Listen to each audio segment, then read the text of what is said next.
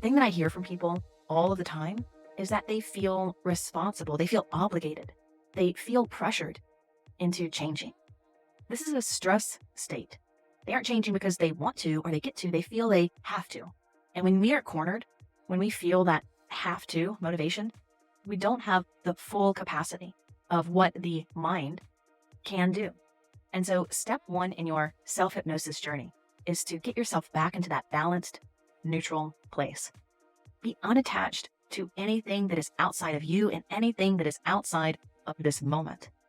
Because in this moment, there is electricity, powerful electricity. There is everything in reality as far as energy. In this moment, you are hypnotized.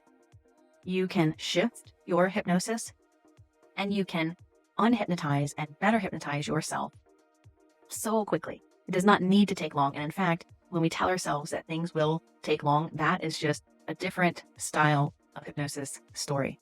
So I like things to happen fast most of the time.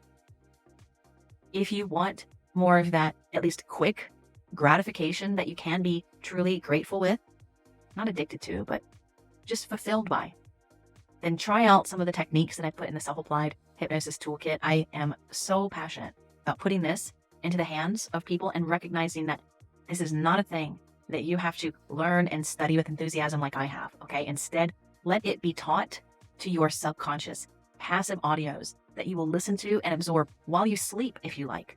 Diagrams, interactive exercises, things that you could continue to ponder on and let yourself prove to yourself that your mind is unique to anyone else's mind. We don't need to label it, and we certainly aren't going to judge it. Your mind is very intelligent. It's just a functioning that is more than we can conceptualize. There are so many things happening inside of your body, inside of reality, inside of nature that we just don't understand, and so many things that we can know that we haven't even seen yet. We are always learning. I think we'll endlessly be learning. Turning around the brain just to gather more information is not the task here. Your task, if we thought about it as being a task, is to play with vigor. Let me help you remember. Relax that efforting part of your mind. Open up the inside of your mind, which you might imagine is like the inside of your heart. Open it up and breathe. And as you breathe in, think about what you are cleaning out and releasing. As you breathe out, experience gratitude surrounding you. You could do it the opposite. You could breathe in and take in that confident, healing or inspiring feeling, and breathe out and release and just see things keep sinking out of your body or off of your body. This literally, cellularly changes your body just through the power of your focusing or through you eliciting emotions. Breathing, breath work and so many somatic exercises can do so many things. There are just so many things that are simple, that are free, that are easy. And if we all do them a different way, that is okay. It's actually more important for you to be connected to doing it your way, the way that your intuition is telling you how to do it, than for you to follow rigid instructions from me. Now, if you want to see rigid instructions so that you can see how to do this and you can gain that confidence in doing this for yourself, I got you, okay? I'm going to help you. I understand that type of learner, and so don't feel like you are going to be left behind. But if you're a more creative, procrastinating, imaginative, fast-paced type of mind, you will not be forced to do it a set way, because there just isn't a way. There isn't one way or style. Hypnosis is already happening, so you can't not do it. Okay, you can't avoid hypnosis. You could avoid working with a hypnotist, of course, and you could avoid ever trying any of these techniques for yourself. It's up to you.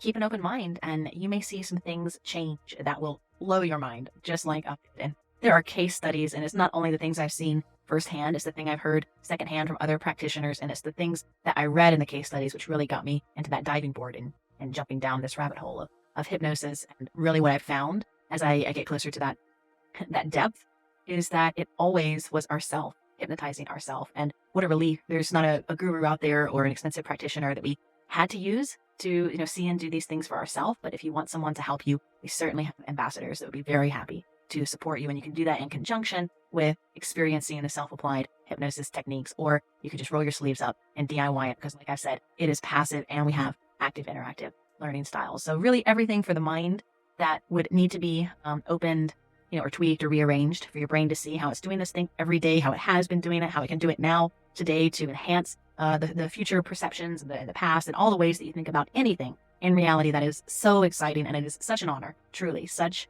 an honor. I am grateful, and I am appreciative, and I am just so thankful and excited about you getting the modern day hypnosis tools. And thank you so much for spending this time with me and watching this video. I am Lauren Hall, the founder and owner and facilitator and ambassador through Modern Day Hypnosis.